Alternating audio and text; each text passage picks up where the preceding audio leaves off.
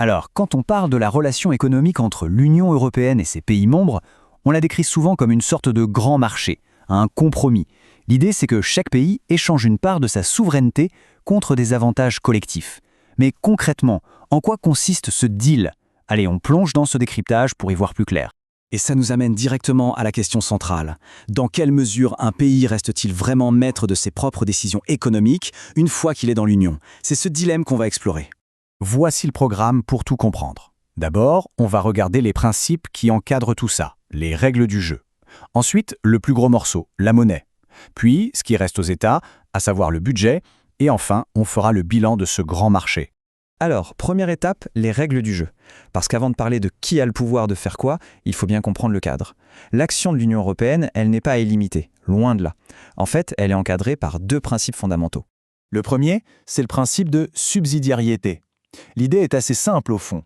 Si un objectif peut être atteint aussi bien, voire mieux, au niveau national ou local, alors l'Union européenne n'a pas à intervenir. On garde les décisions le plus près possible du terrain. C'est une protection clé de la souveraineté. Le deuxième principe, c'est la proportionnalité. Ça signifie que même quand l'UE a le droit d'agir, son intervention doit être la plus légère possible. Pas question de sortir le bazooka pour écraser une mouche. C'est une garantie pour éviter la surréglementation. Ok, mais concrètement, ça donne quoi? Regardons quelques exemples. Pour le climat, l'UE fixe un objectif global, mais chaque pays choisit ses propres outils pour y parvenir. Ça, c'est la proportionnalité.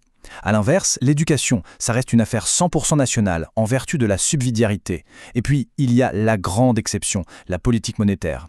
Pour qu'une monnaie unique comme l'euro fonctionne, il faut un seul pilote dans l'avion, donc une gestion centralisée. On arrive maintenant au cœur du réacteur. Pour les pays de la zone euro, l'adoption de la monnaie unique, ça a été le plus grand partage de souveraineté de toute l'histoire de la construction européenne. Vraiment un tournant majeur. Et pour gérer cette monnaie commune, on a créé une institution, la Banque centrale européenne, la BCE. Sa mission est gravée dans le marbre, assurer la stabilité des prix. Et pour y arriver, elle est totalement indépendante des gouvernements nationaux.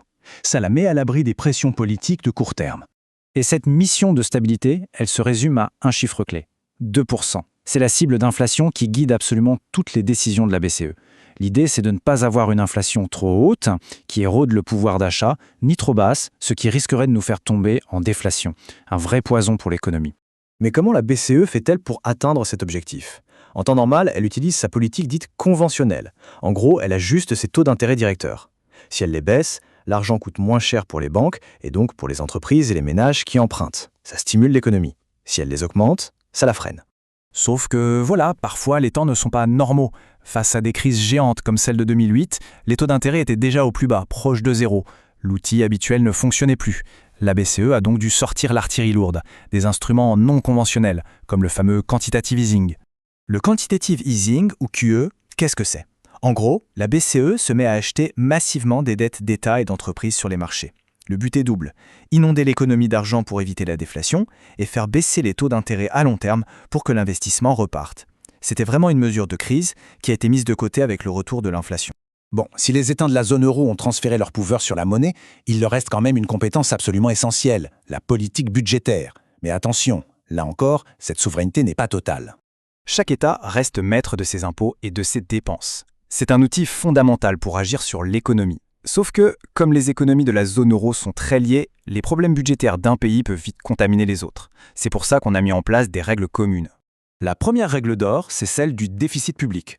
En principe, il ne doit pas dépasser 3% de la richesse nationale produite en un an, le fameux PIB. C'est la règle la plus connue du pacte de stabilité. La seconde règle, elle, concerne la dette publique accumulée au fil des ans. Elle ne doit pas dépasser 60% du PIB. Ces deux chiffres, 3% et 60%, ce sont les garde-fous censés garantir la solidité de la zone euro et la crédibilité de notre monnaie. Et le budget de l'Union européenne dans tout ça, en fait, il est tout petit, environ 1% du PIB européen, alors que les budgets nationaux tournent plutôt autour de 40 ou 50%. Et comme on le voit bien ici, il ne sert pas à faire de la relance à court terme. Il finance des politiques de long terme comme l'agriculture, l'aide aux régions moins développées ou la recherche. Après avoir vu les règles et le partage des pouvoirs, il est temps de faire le bilan. Quels sont les avantages et les inconvénients de ce grand marché économique européen? Au final, est-ce que le jeu en vaut la chandelle? Du côté des bénéfices, la liste est solide. Il y a l'accès à un immense marché unique, ce qui est un vrai moteur de croissance. Il y a l'euro, qui apporte une stabilité monétaire. Il y a la solidarité, avec des fonds pour réduire les inégalités entre régions. Et puis, il faut être réaliste. Ensemble, l'Union pèse beaucoup plus lourd dans les négociations commerciales mondiales que n'importe quel État seul. Mais ce compromis a aussi un coût. Des fractures économiques persistent, on l'a bien vu entre le nord et le sud de l'Europe pendant la crise de la dette, les politiques d'austérité ont laissé des traces. Et toutes ces tensions ont nourri une contestation du projet européen, qui a culminé avec le Brexit, montrant que cette intégration n'était pas forcément un chemin à sens unique.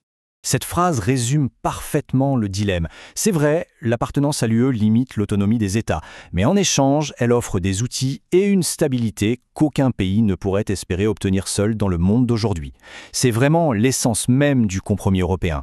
La question finale reste donc ouverte. Cet équilibre délicat entre la force de l'unité et le besoin de souveraineté nationale, est-ce le bon ? C'est un débat constant qui est au cœur même du projet européen et qui continuera de façonner son avenir.